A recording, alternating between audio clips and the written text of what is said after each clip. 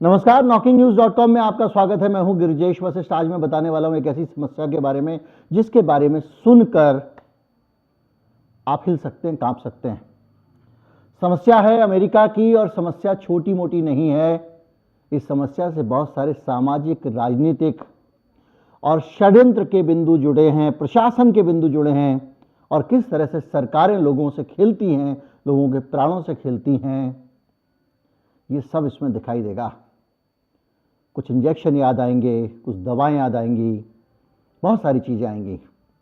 खेल क्या है, कितना बड़ा खेल है और ये खेल क्यों हो रहा है और हो कैसे पा रहा है, इसी पे आज बात करेंगे। कहीं मत जाइए, चैनल को सब्सक्राइब कर लीजिए, मैं अभी आया।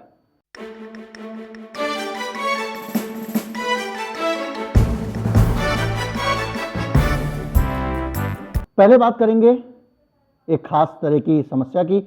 समस्या है अमेरिका की और अमेरिका में ये जो समस्या है इसको ये है ओपियोइड की समस्या, ओपियोइड क्राइसिस। ओपियोइड क्या होते हैं? हम सब कभी ना कभी कोई ना कोई दवा ऐसी खाते हैं जिसकी ज़रूरत हमारे अपने शरीर को आराम देने के लिए होती है। जैसे कि हमें दर्द हो रहा है तेज़, तो पेन किलर देते हैं। तो कई तरह के पेन किलर होते हैं, कई तरह की बेहोश करने की दवाएं होती हैं और उनमें से जो दवाएं अफीम से बनाई जाती हैं, अफीम के अर्क से बनाई जाती हैं या अफीम के परिवर्तित रूप से बनाई जाती हैं या रासायनिक रूप से अफीम के नशे वाली चीज़ों को निकालकर सिंथेटिक तरीके से बनाई जाती हैं, वो ओपियोइड कहलाती हैं। और अमेरिका इस वक्त इस अफीम के नशे की बहुत खतरनाक समस्या से गुजर रहा है। ज़ाइलाइन करके एक दवा है और ज़ाइलज़ाइन जो है वो एक ओपियोइड है और उसको लेके बड़ी क्राइसिस हो गई, क्योंकि अमेरिका में एक बड़ा तबका ऐसा है जिसके खून में ये पाया जा रहा है और वहां समाज में तेजी से, आप सोचिए, अफीम किसी समाज के अंदर घोल दी जाए। कार्ल मार्क्स तो वो उनके गए थे कि धर्म अफीम होता है, यहां तो सचमुच की अफीम। तो वो खोजने के पीछे, वो घोलने के पीछे कौन लोग होते होंगे, क्या चीजें होती होंगी, इस पर हम आएंगे बाद में। लेकिन पहले समस्या को समझ लें। और इसके कारण लोगों के अंदर गंभीर स्किन की समस्याएं हो रही हैं इस क्राइसिस के कारण और उनको कई बार गंभीर घाव हो जाते हैं और हाथ पांव भी काटने पड़ते हैं। और ये आया है और इसको कहा जाता है एक ज़ॉम्बी ड्रग के नाम से, ये अमेरिका में मशहूर है। उसको टैंक्यू भी कहते हैं। टैंक्यू मतलब ट्रैंक्विलाइजर का शॉर्ट फॉर्म। ये ज़ॉम्बी ड्रग अमेरिका की सबसे बड़ी समस्या बन गई है, क्योंकि इतनी बड़ी तादाद में लोग इसका शिकार हो रहे हैं। मैं अभी आंकड़े बताऊंगा कि आप डर जाएंगे। और ये जो ड्रग है टैंक्यू या ज़ॉम्बी ड्रग्स जिसको कहते हैं, ये 1962 में ईजाद की गई थी। इसको बनाया गया था जानवरों को बेहोश करने के लिए अफीम से। और जब आप अफीम से किसी जानवर को बेहोश करने के लिए ये दवा देते हैं तो उससे वो बेहोश हो जाएगा। तो इसका फिर ह्यूमन ट्रायल हुआ 1962 में। आज 2022 है। कितने साल? 60 साल पहले ये दवा बनी थी और इस दवा का जब ह्यूमन ट्रायल हुआ तो उसमें कई सारी दिक्कतें होने लग गई। और ये कि इसमें लोगों की सांस फूलने लग गई, बीपी अचानक गिरने लग गया। तो इस दवा का ट्रायल बंद कर दिया गया, इस दवा को वहीं का वहीं रोक दिया गया। यानी ये जो दवा है, जो आज 60 साल बाद एक बड़ी समस्या अमेरिका की बनी हुई है, ये दवा 60 साल पहले ही इसकी भ्रूण हत्या कर दी गई थी। इसको मार्केट में आने से रोक दिया गया था। और ये दवा जो है ना, ये नशे के तौर पर लोग इस्तेमाल कर रहे हैं और नशे के तौर पर ऐसे इस्तेमाल कर रहे हैं, इसको लोग हेरोइन के विकल्प के तौर पे इस्तेमाल कर रहे हैं। अब आप बताइए, सोचिए, अमेरिका दुनिया की सबसे बड़ी ताकत, ताइवान से लेके यूक्रेन से लेके दुनिया में ऐसी कोई जगह नहीं है जहां पे वो अपनी टांग अड़ा के नहीं रखता।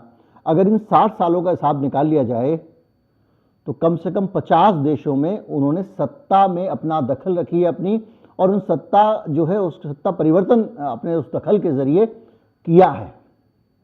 इतना पावरफुल देश, हमारे जैसे देश के जो हमारे सरकार में बैठने वाले लोग हैं वो उसको आदर्श मानते हैं। वो ऐसी व्यवस्था होनी चाहिए, वही कैपिटलिज्म। अभी ये जो जितना लोग विरोध कर रहे हैं ना ओल्ड पेंशन स्कीम का, ये उसी स्कूल ऑफ थॉट से निकले हुए लोग हैं। बहरहाल, तो ये जो दवा है ये 2000 से अचानक तेजी से, यानी 20 साल पहले, 22 साल पहले चलन में आ गई है। और ये जो दवा है, इसमें जब इसका एक अचानक समाज में चेक किया गया तो फिलाडेल्फिया में 90% लोग, जिन लोगों के डोपिंग टेस्ट किए गए उनमें ये दवा पाई गई। 90%, यानी 10 में से 9 आदमियों में, अमेरिका के फिलाडेल्फिया में। और ये दवा इतनी खतरनाक है, मैं आपको बता चुका हूं कि आपके हाथ पांव कटवा देती है, लेकिन उसके बावजूद ये लगातार वहां पर चल रहा है और इसको मिलाया जा रहा है। इसको मिलाया जाता है फेटिनाइड में। फेटिनाइड जो है वो एक सिंथेटिक ओपियोइड है और इस ओपियोइड को, इसका आविष्कार पेन किलर के तौर पे हुआ था। और अभी हाल में नवंबर में ये नए सिरे से इन दवाओं पे बातचीत इसलिए होनी शुरू हुई है क्योंकि अमेरिका के एफडीए ने डॉक्टरों और प्रोफेशनल्स को चेतावनी दी है कि भाई साहब इस दवा को संभल के इस्तेमाल करो। तो एफडीए ने अभी अमेरिका में एक चेतावनी दी है नवंबर में, और इस चेतावनी में, नवंबर 2022 में, और इस चेतावनी के बाद में पूरा सिस्टम अलर्ट पे आ गया, सबके कान खड़े हो गए हैं।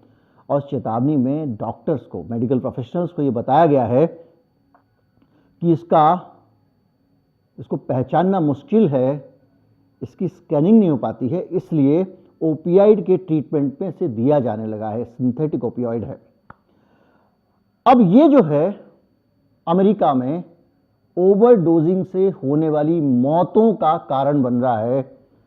70,000 मौतें होती थी 2020 में, 2021 में से होने वाली मौतें 81,000 हो गई थी।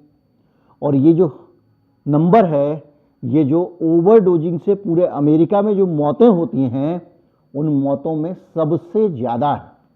कि ये जो दवा है ये एक्चुअल कंट्रोल सब्सटेंस नहीं है, इसलिए इसको स्ट्रिक्ट मॉनिटरिंग की भी ज़रूरत नहीं है। मतलब ये एक ऐसा उस कैटेगरी की दवा नहीं है जिस कैटेगरी में दवाओं पे नज़र रखने की ज़रूरत होती है, इसलिए ये चली जा रही है।